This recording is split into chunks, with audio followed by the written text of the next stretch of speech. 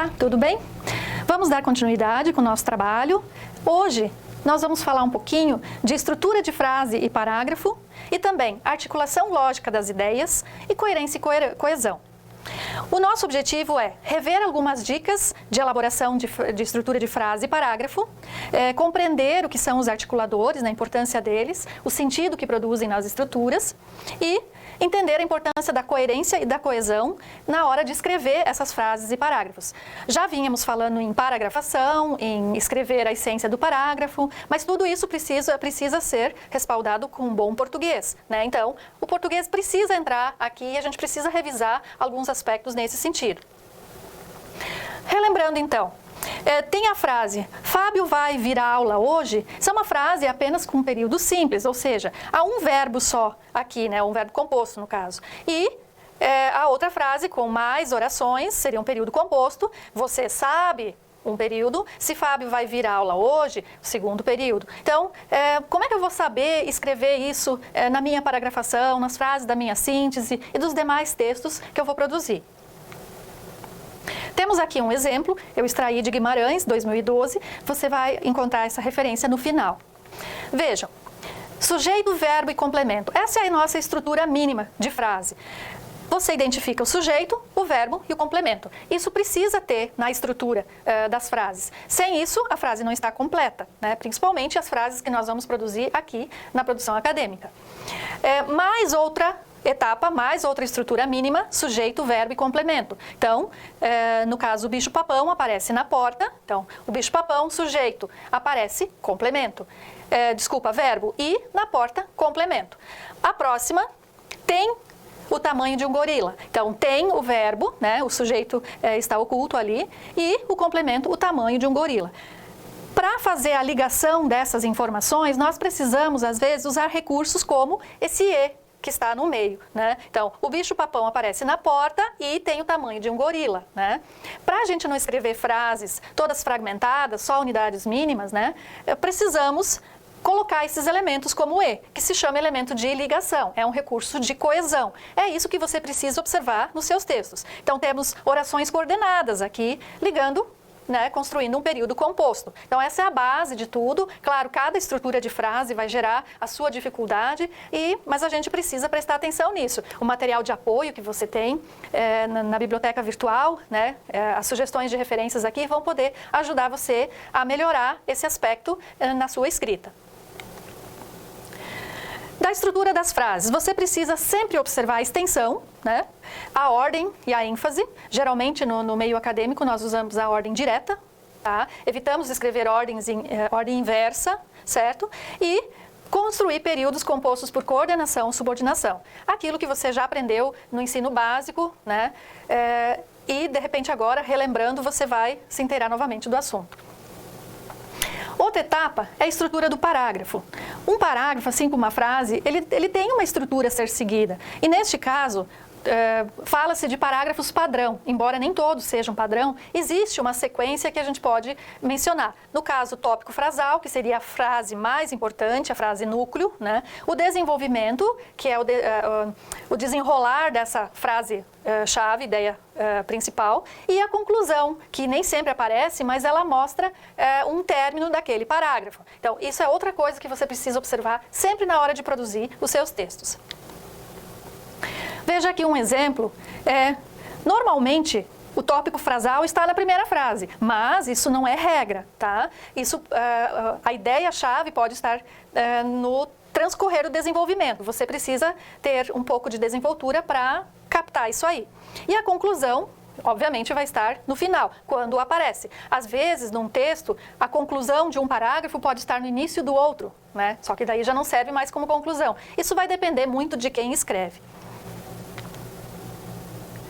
Existem várias formas de desenvolver parágrafos. Aqui eu deixo algumas, como, por exemplo, explicitação da declaração inicial. Afirma-se alguma coisa, né, e se desenvolve aquela afirmação, ou negação, no caso, né? Ordenar por causa e consequência. Você precisa dar uma causa e o desenvolvimento será as consequências, tá?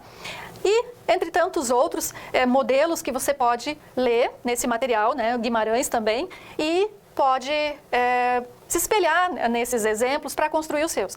Claro, você não deve ficar preso a uma estrutura fixa. Você vai criar o seu estilo próprio, a sua estrutura, mas é bom ter em mente esse tipo de organização para que você não fique com várias ideias num parágrafo só ou não desenvolva parágrafos muito extensos, porque aí é muito fácil se perder e o leitor não entender o que você escreveu.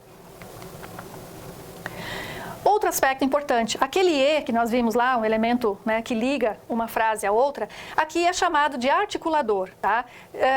Essa etapa chama-se articulação lógica das ideias. É saber que cada estrutura mínima ligada à outra precisa estar conectada e produzir sentido adequado. Então, existem vários articuladores que nós podemos usar. Até uma forma mais simples de dizer os elementos de subordinadas, coordenadas, né? Talvez seja mais fácil para você assimilar. Mas mais importante de tudo isso é que você observe o sentido que aquele termo quer dizer. Por exemplo, um mas. Um mas, ele dá a ideia de oposição. Então, se eu tenho uma ideia, uma estrutura mínima e uma outra ligada com mas, obviamente as duas ideias elas precisam se opor entre si, ok? Então, os articuladores, eles produzem sentido, né? Desempenhando um importante papel no encadeamento e na coerência do texto. Então, prestem atenção nisso. O livro de Corre e Elias, também citado no final nas referências, ele dá uma série de exemplos, né? Articulação de tempo, de espaço, lógico-semântica. Eles explicam muito bem essa questão, você pode ler e se espelhar naquilo que eles orientam. Por exemplo, os discursivo-argumentativos, né? Organização textual, com primeiro, segundo. Né? Essas ideias são fundamentais para você se organizar. De nada adianta se você começar a escrever um parágrafo e dizer primeiro, e daqui a pouco, cadê o segundo, cadê o terceiro e o último? Né? Você precisa se organizar nesse sentido para o leitor entender o que você está querendo dizer. Muito bem. E a coerência e a coesão? Todos os articuladores, usar a estrutura mínima, tudo isso, usando com qualidade, você vai produzir coesão, você vai produzir coerência. Tem que pensar nesse tipo de coisa. Então, a má escolha de um articulador vai fazer com que você produza uma frase com sentido equivocado, muitas vezes ambíguo, né?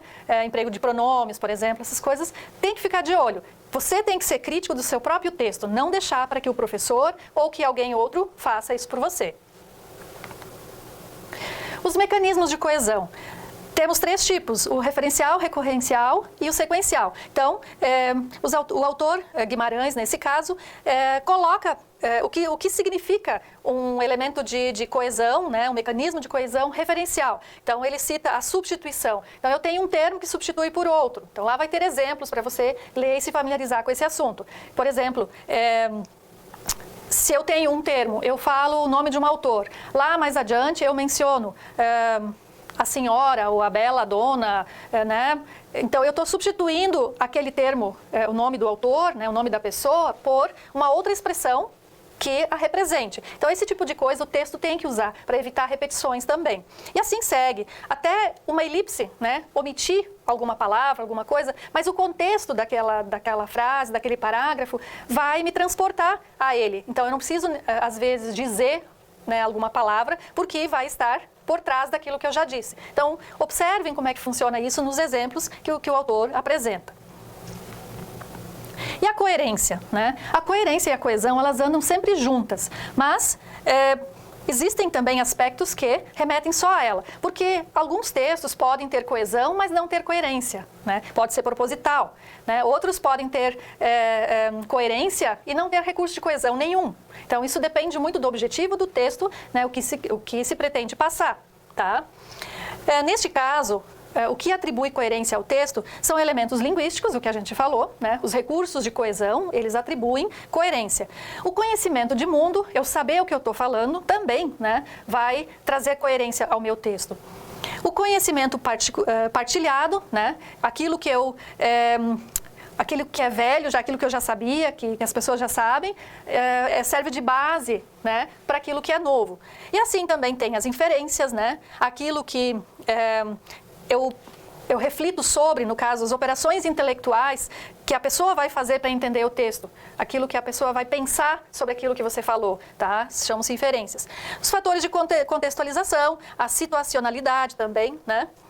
a situação comunicativa, aquele momento, aquilo vai ajudar a definir se o texto é coerente ou não, né? Coerência e coesão, um fechamento em relação a isso, que a coerência e a coesão, elas são responsáveis pela construção do sentido, não é uma ou a outra, são as duas, certo? Mas a coesão é o elemento indispensável para a compreensão do texto e a coerência do sentido. Então, tem uma diferença, mas uma completa a outra. Em resumo, então, para escrever um bom texto, você precisa observar a estrutura de frase, parágrafo, né? E observar a estrutura, né, de como você organiza esse parágrafo. Além disso, saber acrescentar os articuladores corretos, né, pensando no sentido que eles querem, que eles transmitem dentro daquela frase ou daquele texto, né, dar sequência lógica, clareza ao texto. Esse é o nosso objetivo. O resultado vai ser uma comunicação tranquila, que flui, né, com o leitor do seu texto. Na próxima unidade, você vai entender o que é um fichamento e conhecer os 3 tipos de fichamentos, certo? Aqui há algumas referências importantes para você consultar, como eu já vinha falando, porque esses capítulos, esses textos que eu mencionei, eles contêm os detalhes dessas informações para você poder estudar. E aí, se precisar, pode tirar dúvidas comigo por e-mail, por chat, né? Depende como for a disponibilidade, ok? Até a próxima unidade, bom estudo!